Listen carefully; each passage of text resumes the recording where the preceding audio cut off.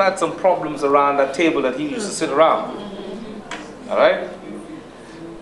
And unfortunately, it was not fixed in time. Now, people put blame all over the place, and I'm not ready to talk about blame. What we have to do going forward is to make sure that the right people are sitting in the right spot. First thing is, we got to win again. Because half or nothing is nothing. We first got to win again. And then, whomever. If Perry Christie loses to Mr. Paul Moss, then Paul Moss, you understand that. But I just want to put something to you, so you can see my resolve.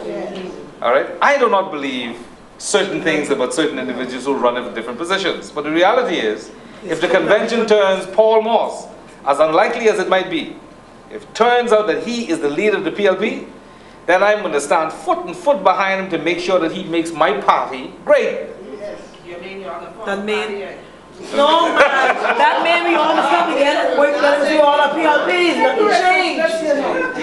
Come on. No. I know what she said. I know what she said. Same thing with the deputy. We got 3 fellows running for deputy. Yeah. One of your own. Yeah. Brave Davis, who's been around for a long time. And Jerome Fitzgerald, PLP all his life, although he just gotten involved with Frontline. Whichever one of the 3 of them, they're the deputy, they're the deputy. Yeah, that's right. If Ms. Glennis Hannah Martin runs again and she wins, she's the chairman, I got to work with the chairman. I got to make all of what I'm talking about, if she would give me the task to do, I'll do it. And I'll do it as if I have the position as chairman. My point is, no matter who serves and where, Coach Smith could be there, and I want to encourage all of you to be there. Yes. Mama Lou and Mama Gold, they'll tell you they've been around when all kind of things happen in Nassau. When the dissident this and the dissident that, gone that way or go this way or whatever case is, but they're still here. Okay? And so part of what I'm saying, a part of what I'm saying is also what Ms. Denise and I must say, really extend publicly gratitude to her and to Mr. Christie for the assistance that they've given me in organizing this, and to and I just see I really get to know you. I didn't realize. See, Doswell Coakley. Let me just stop for a moment so people could know my connection. Doswell Coakley, I've known all of my life, and the reason why I've known him all of my life is he's my first cousin. Not just he's my first cousin, but he is like my brother, my older brother.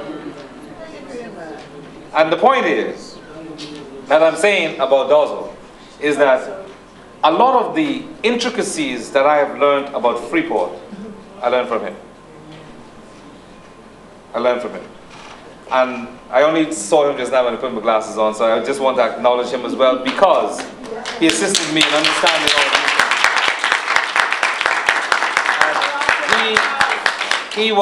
He was the basis of my understanding of this, and when he explained some things to me, I couldn't believe what he was saying was true. And then as a lawyer in 2005, I sat down and I studied it, and I realized he's talking sense. But I mean, I always know that my cousin who's a PhD, I could never be a PhD, that he would have these things under wraps. And so you all have a spectacular team of people who were on the front line. I understand that there are a number of other people who are advancing themselves to want to be your standard bearers, whatever the case is, whether I am chairman of the PLP or not. And there's something that I could do in Grand Bahama, you all just simply need to shout. And the only thing that will keep me from doing it is if there's something wrong with my family that I got to stay, because my family comes first. I love the PLP, but they ain't before my family. All right? And if it is that my family requires me to stay, then I can't come. But other than that, and so long as God gives me life and breath, I will be here. So as we're moving closer and closer to convention, ladies and gentlemen, I know that many of you will be there. Many of you will be there, and you will have a lot to say and do about a lot of things that's going to be said and done on the floor. And I'm sure that most of it is going to have to do with who is running for this and who wants to be that. There's a certain point in time when that is going to come to an end. Yes. And the smoke is supposed to clear. Grand Bahama got to be as one. We have 5 seats here. We only got 1. 6, sorry. We only have 1. I guarantee you, if you all could cause the convention to pass a resolution along the lines of what I'm talking about, and in short, break up the port, guaranteed that you all will have 6 seats in the PLP come next election. Because then, whether I'm chairman or not, I will put my axe to the grind to make sure that this thing here happens.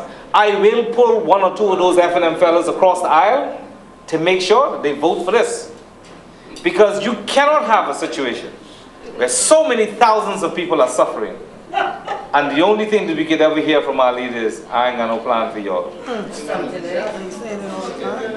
Not supposed to happen.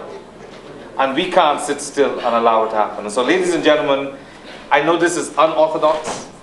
You've never really seen someone come to give a presentation and talk about an issue as detailedly as I have. But that's the kind of approach that I would bring to the chairmanship. That is the kind of approach that I brought to my task when I was in Parliament, and this would be the way that I would do it.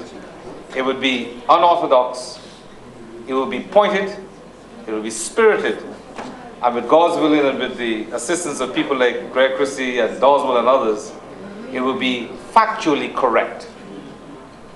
And all of the other professional people that we have, you would know it would be on target. And the only thing that I would ask of you all when the time comes, if these things develop, is when the whistle is blown, or when the trumpet is blown, or when the drums are beat, all PLPs gotta come out. Because the port needs to know. If I call and I said, listen, today, this is strategy. Today, we are going to circle the port building. We're going to circle the port building. We need 1,000 people to circle the port building. Why are we supposed to have 1,000 people to circle the port building? Ready to go. And when it all comes down, if we have some of our pastoral people in our party who talks about Joshua, Caleb and Joshua, and the fact of what happened when you march around the wall. Symbolically, you know. Walk around that building 7 times, and every last foreigner there will leave the country. But see, the point I'm making is that we have to be very exact. We have to be excited about what we want to do. We have to come up with ideas. We have to implement the ideas, and we have to be unashamed. In opposition, you don't have the luxury of what you think you have when you're in government. In opposition, you gotta work. It ain't gonna fall in your lap, you gotta go get it and take it. And so, ladies and gentlemen, I just want to encourage you to do that. We do have a little bit of refreshments here. I'm not a moneyed fellow, so you know I'm not going to do anything lavish. That's not me. I'm here to do business. But because I know I took you all out of your homes at a time when most people will be eating, at least we got a little something here. So with whatever little I have, please feel free. And thank you very much for having me here.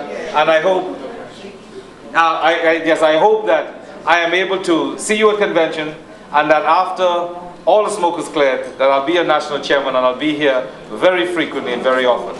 But before I sort of, I guess, put the meeting back in the hands of Denise, I would invite you, if you have any questions at all, anything, then I will try my best to give answers. I see something and send it to you by email. Make sure when it's draft and it's circulated, make sure it's stamped non-negotiable, eh? Because let me tell you why. We have a habit of doing things, and when it gets into the wrong hands, it's negotiated before it gets. See, but in my view, let me just tell you this. I know. My view is this. I mentioned something in my formal presentation to say that you should come together as a group. Now, I'm not trying to say that you all should go there to vote for me as a group or vote for whoever you're going to vote for. The voting issue is secondary. Whoever you can vote for your person. But in this group, in terms of the group of the delegates, there should be at least one person who you say, Mr. or Mrs. So-and-so, your job is to move the resolution to undo the port. Yes. So everybody looking for Mr. So-and-so, and if Mr. So-and-so go into the bathroom when they start, then the backup stands up, because he got or she got the same thing what Mr. So-and-so got. And so in there, they call my name is so-and-so. and you moved